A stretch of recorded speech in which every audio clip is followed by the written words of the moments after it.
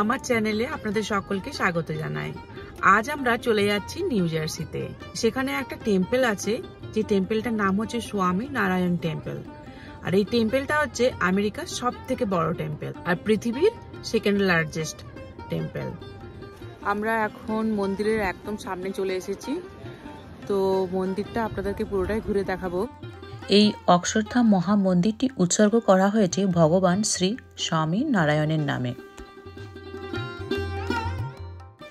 এই যে মূর্তিটি দেখছেন, এটি হচ্ছে যোগী নীলকান্ত ভার্নি বা ভগবান স্বামী নারায়ণের মূর্তি। উনি 11 বছর বয়সে পুরো ভারত পরিক্রমা শুরু করেন। স্বামী নারায়ণের ভক্তবৃন্দ মনে করেন উনি হচ্ছেন ভগবান শ্রীকৃষ্ণের আরেক রূপ। এটা হচ্ছে মন্দিরের এন্ট্রান্স, আর দেখতে পাচ্ছেন একদম লম্বা লাইন, মানে লাইনের শেষ কোথায় সেটা দেখা যাচ্ছে না। দেখতেই পাচ্ছেন এখানে শুধু যে আমরা ভারতীয়রাই আছি আর হিন্দুরাই আছি তা নয়, নানান দেশের লোক এখানে রয়েছে, আর তার জন্য এত ভিড় হয়েছে। এটা হচ্ছে মন্দিরের ওয়েলকাম সেন্টার, আর মহামন্দিরে যাওয়ার রাস্তাটি এই ওয়েলকাম সেন্টারের মধ্যে দিয়ে যেতে হয়। এই ওয়েলকাম সেন্টারটি সাজানো হয়েছে মূলত কাঠের তৈরি বিভিন্ন পিলার দিয়ে। এই যে মূর্তিটি দেখছেন, এই মূর্তিটি হচ্ছে স্বামী প্রমুখ মহারাজের। উনি 1997 সালে প্রথম এই নর্থ আমেরিকাতে অক্ষরধাম প্রতিষ্ঠার কথা চিন্তা করেছিলেন, যেটি আজ বাস্তবে রূপান্তরিত হয়েছে।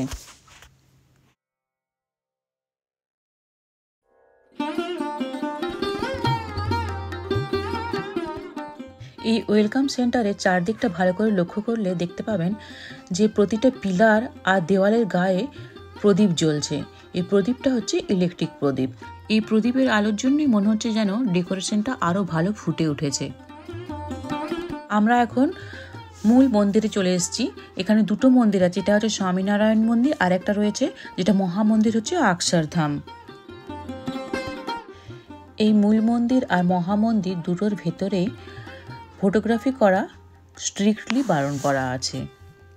আমি প্রথমেই বলেছিলাম যে এই মন্দিরটা হচ্ছে পৃথিবীর দ্বিতীয় বৃহত্তম হিন্দু মন্দির আর আমেরিকার লার্জেস্ট হিন্দু মন্দির, মানে এশিয়ার বাইরের বিশ্বের বৃহত্তম হিন্দু মন্দির এটি। এই মন্দিরটা তৈরি হতে প্রায় 12 বছরেরও ওপর সময় লেগেছে। একটু ভালো করে লক্ষ্য করলেই দেখতে পাবেন যে পুরো মন্দিরের দেওয়ালের গায়ে বিভিন্ন দেবদেবী আর ঋষি মুনিষীদের মূর্তি খোদাই করা আছে। 960 লক্ষ মার্কিন ডলার বা ভারতীয় মুদ্রায় 800 কোটি টাকা খরচ হয়েছে এই মন্দিরটি তৈরি করতে। আমরা 2022 সালে একবার এই মন্দিরে এসেছিলাম, তখন কিন্তু অক্ষরধামটা তৈরি চলছিল, তখনও কমপ্লিট হয়নি। এটা কমপ্লিট হয়েছে 2023 সালের অক্টোবর মাসে। এই মন্দিরটি সর্বোচ্চ উচ্চতা হলো 191 ফিট। প্রায় 12,000-এরও বেশি ভলেন্টিয়ার কাজ করেছে এই মন্দির নির্মাণের জন্য। এই মহামন্দিরের ভিতরের সব কাজ কমপ্লিট হয়ে গেল এখনো পর্যন্ত, কিন্তু বাইরে অনেক জায়গাতেই কাজ চলছে। এই মন্দিরের ক্যাম্পাসটা রয়েছে প্রায় 185 একর জায়গা জুড়ে। মূল মন্দির আর অক্ষরধামে যেসব দেওয়ালে কাজ রয়েছে গোটা মন্দির জুড়ে, সেই সব কাজ কিন্তু হাত দিয়ে করেছে রাজস্থানের কারিগররা, মানে সব কিছুই হ্যান্ডক্রাফটেড। আর এই হাতের কাজ দেখার জন্যই শুধু ভারতীয় নয়, বিভিন্ন দেশের মানুষের ভিড় হচ্ছে সারা বছর জুড়ে। এক কথায় এই মহামন্দিরের ভিতরে না ঢুকলে বোঝানো মুশকিল যে মহামন্দিরটি কীরকমভাবে তৈরি হয়েছে। এইভাবে সারিবদ্ধভাবে 151টিরও বেশি মিউজিশিয়ান চোখে পড়বে, যারা বিভিন্ন ধরনের ইনস্ট্রুমেন্ট বাজাচ্ছেন।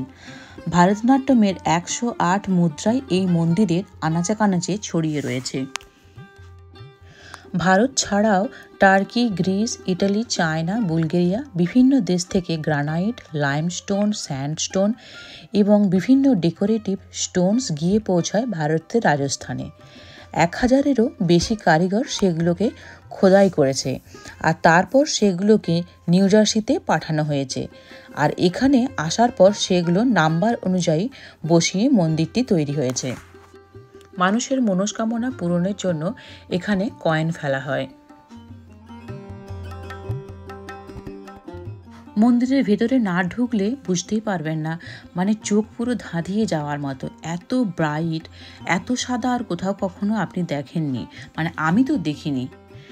এখানে যেমন ফটোগ্রাফি অ্যালাউড নয়, সেরকম এই এত সুন্দর কাজ আর এত সুন্দর সাদা এটা বজায় রাখার জন্য এখানে দেওয়ালে বা কোনো স্কাল্পচারে এখানে টাচ করা চলবে না। 10,000-এরও বেশি স্কাল্পচার রয়েছে এই মহামন্দিরের ভেতরে। এই দেওয়ালের গায়ে রামায়ণ মহাভারতও রয়েছে, আরও বিভিন্ন পৌরাণিক গল্প খোদাই করা আছে।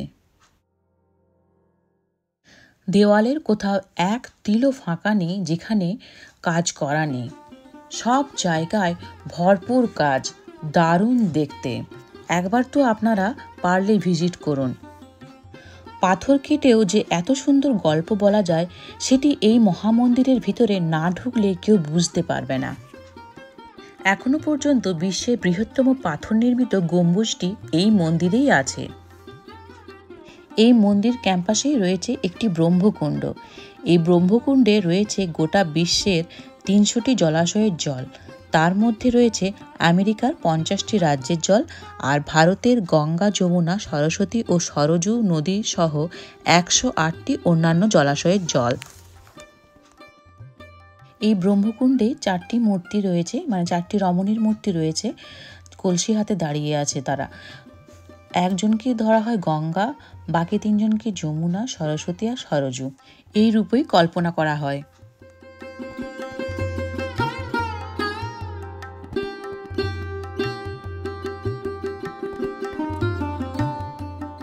পুরো মন্দির ঘোরার পর আমরা এই সায়না ক্যাফেতে খাবার খেলাম, আর ক্যাফের খাবার আমাদের তো খুব ভালো লেগেছে। বিশেষ করে বসার জায়গাটা তো দেখুন কি সুন্দর, গাছের তলায় আমরা বসেছিলাম, যে গাছের থেকে হারিকেন বা লণ্ঠন যাই হোক কিছু একটা ঝুলছে, দুর্দান্ত একটা জায়গা ছিল।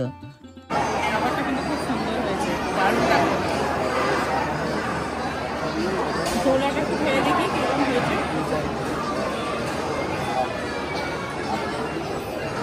খুব সুন্দর, দারুণ। এই মন্দিরটি এখনও যারা ভিজিট করেনি তারা অবশ্যই ভিজিট করুন।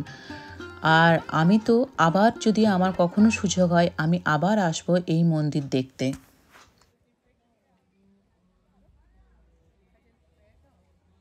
আজকের ভিডিও আপনাদের কেমন লাগলো অবশ্যই কমেন্ট করে জানাবেন। ভালো লাগলে লাইক, শেয়ার, সাবস্ক্রাইব অবশ্যই করবেন। দেখা হচ্ছে পরের ভিডিওয়।